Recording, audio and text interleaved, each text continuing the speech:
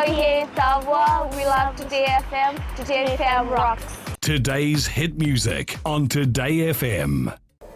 In this bulletin, 5 COVID-19 patients have pre-existing conditions. Talks underway to safely reopen points of entry. And Borati Farmers Group become FNPF members. From the studios of FBC Suva, Ateda Lendua. Some of the COVID-19 patients in Fiji who were in isolation in Lotoka have comorbidities, says the Health Minister, Dr. Ifiremi Wanganambete. Dr. Wanganambete says 5 of them underwent surgery in India, and this has put their lives at risk as more than one disease or condition is present in them. He says all these patients are stable and being looked after by health professionals. There are currently 8 active border quarantine cases. All these patients came on a repatriation flight from India on July 1st. We're very fortunate so far that none other has become unwell. And certainly it is our hope that they will be able to get through this and go home just like the many others that have gone home. And we continue to work hard in those spaces in terms of the COVID-19 border quarantine support staff and staff that look after the region. We continue to move within the new normal, within our communities. And the United Nations and the Asian Development Bank are leading discussions on strategies that will help the regional economy bounce back amidst the implications of COVID-19.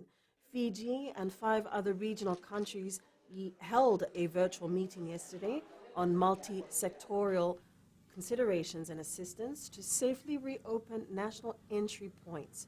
UN Resident Coordinator Sanaka Samarasina says the UN, ADB, among other international agencies, are willing to render technical and, to some extent, financial assistance to ensure these plans are executed effectively.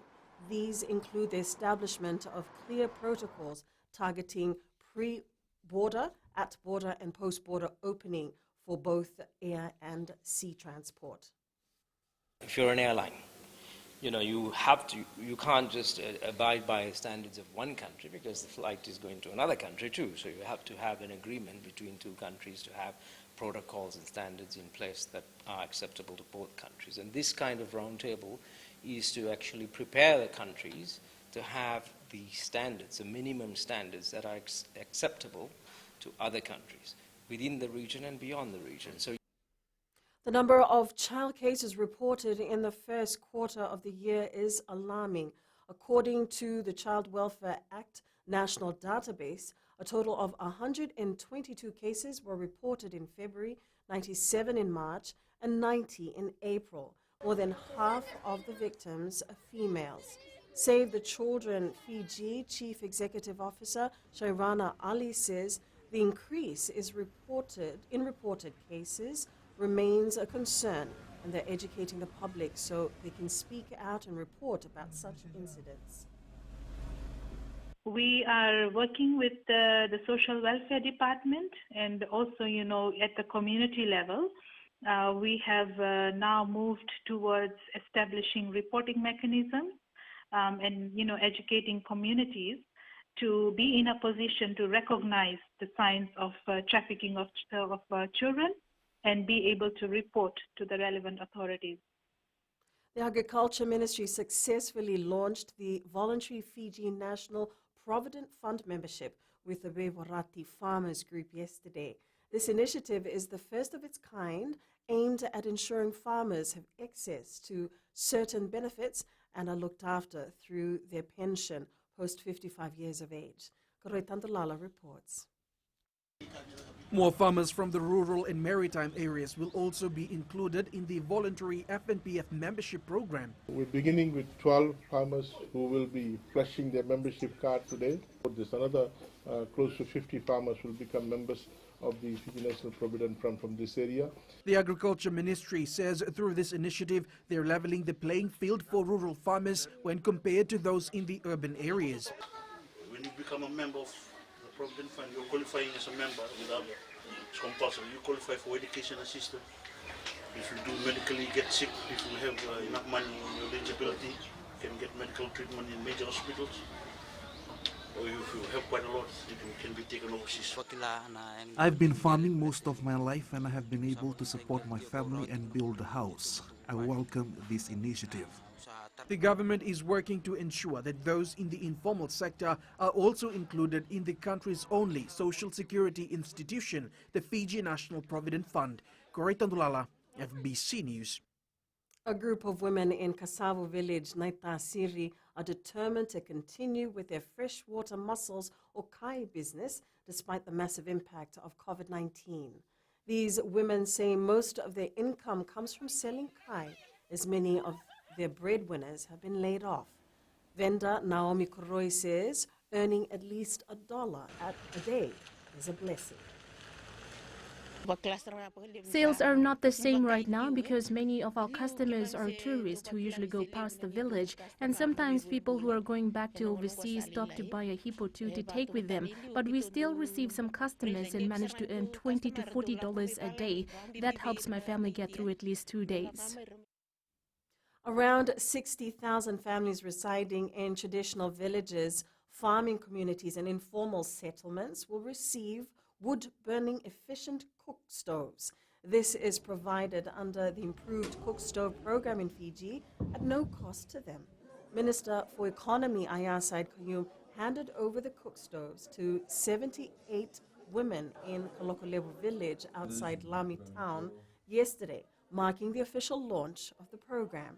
Said Kayum says 20,000 rocket stoves have already been handed out. This stove, of course, will improve your efficiency by 36%. And it'll help you, it'll help us as a country to be able to ensure that we deal with the climate change issues. Turning overseas, Victorians are coming to grips with another 6 weeks of lockdown, with sweeping restrictions said to come into full force from tomorrow night. Melbourne's already entered stage 4 alert level. Regional Victoria goes to stage 3 on Thursday, with hundreds of thousands put out of work. Up ahead, new chair for FRU. And mental toughness key for Lautoka.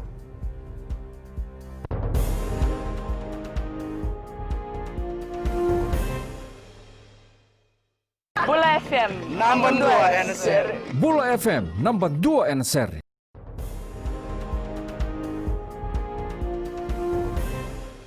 Former Flying Fijians assistant coach Conway BEGG is the new Fiji Rugby Union chair. BEGG was one of the Flying Fijians caretaker coaches in 2001 with Ifiremi Tawake. BEGG is the appointee by the Prime Minister to the FRU board, and he replaces Commander Francis KEAN. He's also a former Fiji under-21 and Lomaiviti rugby club coach. My first engagement is to continue where we left off. Obviously, there's from the outgoing chairman, again, like I said, the stewardship that has happened, and to take it to the level, to listen, to work closely with our partners in the region. We've got New Zealand Rugby and Australian Rugby who's been knocking at our doors, and obviously over the time we want to develop and foster a very good relationship that we can grow together. The tables have turned for many Naranga players who are representing other provincial teams. One in particular is VENAIA HABOSI, who scored the winning try for NAMOSI against Naranga to win them the Fair Brother Challenge title last weekend. Now the Nasama Naranga native plans to continue his rugby dream and represent NAMOSI throughout the Skipper Cup competition.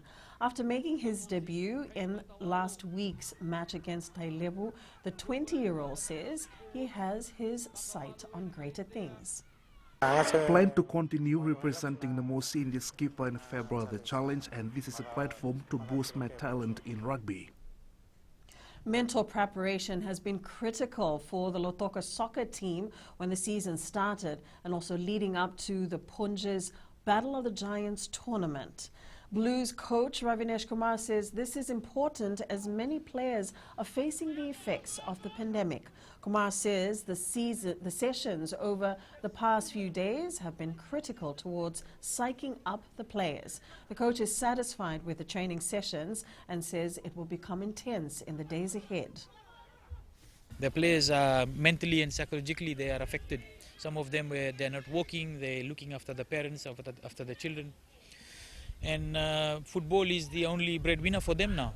So I have to work on that line as well to psychologically and mentally boost their morale. The Punja's Battle of the Giants kicks off this Friday at Lotoka's Churchill Park. Nandi will play Navua in the opening at 12 p.m. and you can catch the live commentary on Mirchi FM. At 2 p.m, Lambasa meets Suva, and this match will be aired live and exclusive on FBC Sport. FBC TV. The third match on Friday will see Mba battling Nasinu at 4 p.m. and at 6:30 p.m. Lotoka hosts Rewa, and you can catch the radio commentary on Mirchi FM. Cricket Fiji will host its T20 competition soon. This follows a successful 10T Bulla Bash that concluded over the weekend in Suva with Police and Move taking top honours. However, Cricket Fiji hopes to have another competition next month after seeing the interest during its T10 competition. We'll try our best not to wait for the season to start in October. We've got Albert Park hopefully till the end of the year, so we'll give us a couple of weeks break. Once we get our paperwork and everything in order, then we're looking to start both the men's and the women's T20. Our problem right now is the facilities. We've got just 2 grounds here. We built cricket pitches in QVS and we've got 1 in Grammar. Unfortunately, with COVID, the schools are very reluctant to give us those grounds.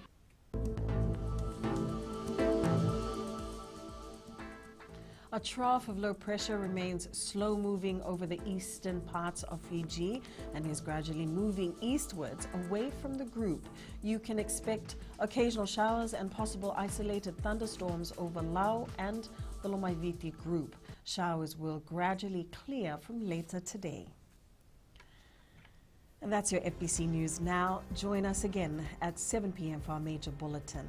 In times of crisis, you need news you can trust. Get the facts from verified news sources like FBC's TV, radio, and digital news. FBCnews.com.fj, keeping Fijians connected with the truth. Enjoy your lunch.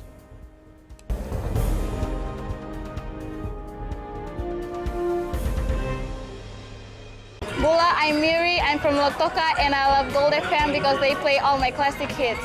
Gold FM, only the classic hits.